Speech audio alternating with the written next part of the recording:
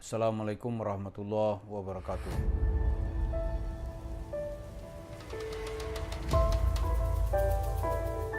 Para pemirsa, biar kita tidak ada asumsi macam-macam ketika kita membahas Yusuf Mansur, ingin kita jelaskan dulu kenapa membahas Yusuf Mansur ini lebih penting daripada membahas yang lain. Pertama, membahas yang lain itu mungkin yang ahlinya banyak, tapi yang mengkritisi Yusuf Mansur ya mungkin belum begitu banyak. Kemudian untuk analoginya kita ambil permisalan yang dikutip oleh Ibnul Qayyim Al-Jauzi di dalam kitabnya Miftah Darus Sa'adah. Ibnul Qayyim ini murid Ibnu Taimiyah yang banyak menulis bukunya mungkin lebih dari 30 ya yang sampai ke tangan kita sampai hari ini. Di dalam kitabnya itu kata Ibnul Qayyim begini, mana yang lebih penting, belajar ilmu agama atau belajar kedokteran? Dia membuat analogi begini, kalau di sebuah desa tidak ada dokter, mungkin kalau orang sakit tidak ada yang menolong, orang bisa mati, ya kan? Orang bisa mati. Misalnya kena tetanus, tidak ada dokter, gitu. Ya orang kena itu bisa mati. Itu diakui oleh Ibnu Qayyim. Tapi di sebuah desa nggak ada juru dakwah, tidak ada yang menerangi agama dengan benar, orang bisa masuk neraka. Ya kan, kalau masyarakat itu terjerumus ke dalam perilaku syirik, maka dia akan masuk ke dalam neraka. Jadi kalau dilihat dua-dua ini penting, maka belajar ilmu agama itu ya lebih penting. Sekarang mengkritisi Yusuf Mansur, berdakwah agama itu memang penting gitu. Tapi kalau kita tidak mengkritisi Yusuf Mansur, daya rusaknya itu luar biasa. Maka dapat kita lihat Yusuf Mansur ini adalah salah satu king master gitu, yang merusak nalar umat Islam, yang mematikan logika, yang ujung-ujungnya nanti memperdaya orang untuk mendapatkan duit.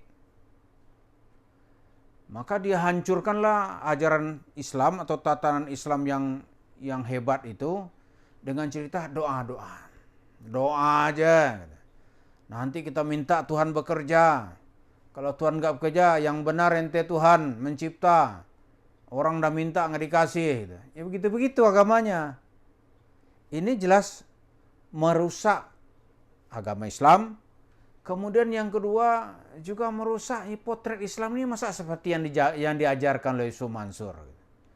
Setelah itu dia sombong-sombong, mendapatkan duit banyak. Nah, yang cerita-ceritanya ya tidak lebih dari cerita duit. Kalau didesak, oh ada yang memotivasi. Motivasi apa? Kemudian, karena daya rusaknya ini luar biasa, maka memerangi kerusakan ini itu disebut juga tugas agama, tugas menyampaikan kebenaran. Lantas orang kalau bilang dasar Yusuf Mansur itu ada nggak gitu?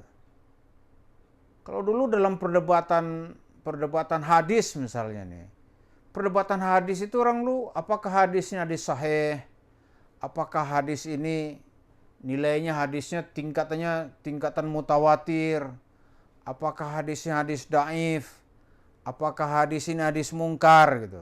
Kalau mutawatir apakah ini hadisnya hadis ahad gitu.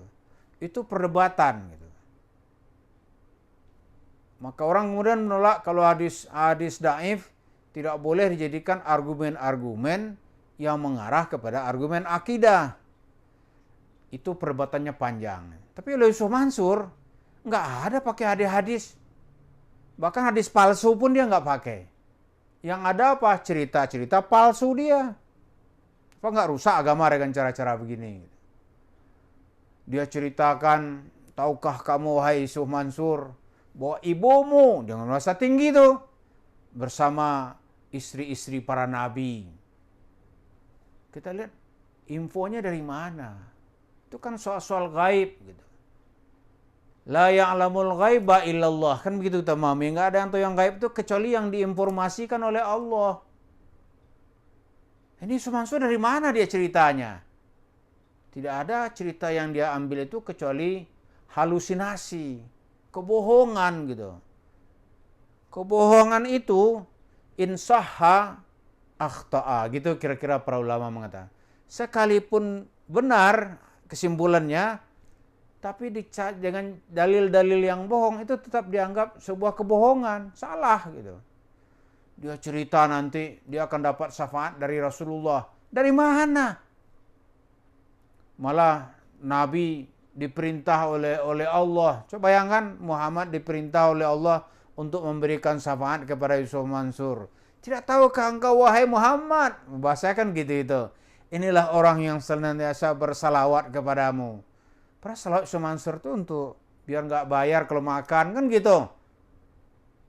Itu tujuannya biar dapat duit. Bahkan katanya Allah akan ngasih duit ke rekening masing-masing. Itu kan mematikan akal gitu. Mematikan akal, melumpuhkan nalar.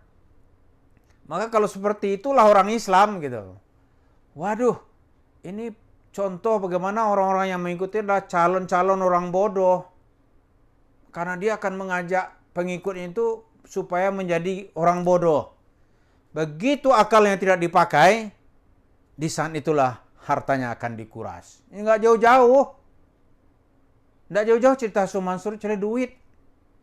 Hartanya akan dikuras. Dan cerita-cerita kan banyak. Prolog-prolognya pasti tujuan nanti uang. Misalnya dia akan kasih gambaran pilih mana duit menjadi 100 juta atau 1 miliar. Ya anak kecil juga akan pilih 1 miliar. Karena itu sedekahin. Apa misalnya uang, siapa yang punya uang 100 juta di rekening. Itu ditanya orang, mau 1 miliar nggak? Orang-orang kan malu, kadang-kadang bilang mau. Udah ambil 100 juta ini. Kan begitu caranya. Karena akal orang sudah dia lumpuhkan. Logika dia patahkan gitu. Logika orang dia matikan.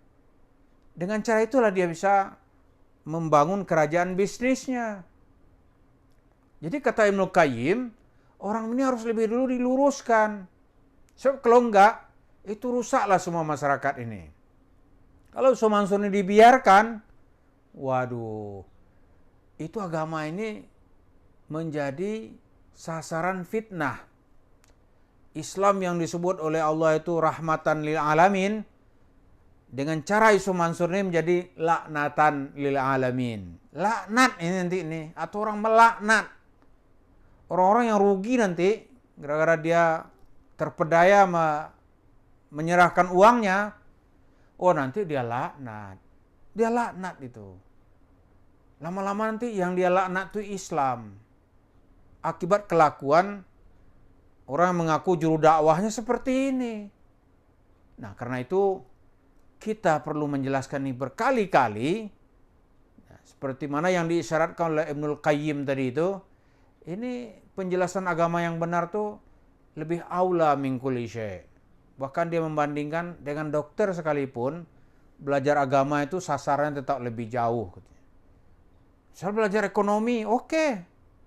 Tapi orang nggak mengerti Islam yang benar, dia bisa salah dalam mengumpulkan uang. Jadi itu motivasi kita, kenapa Yusuf Mansur itu perlu kita soroti setiap saat. Karena kehidupannya bergelimang dengan kasus.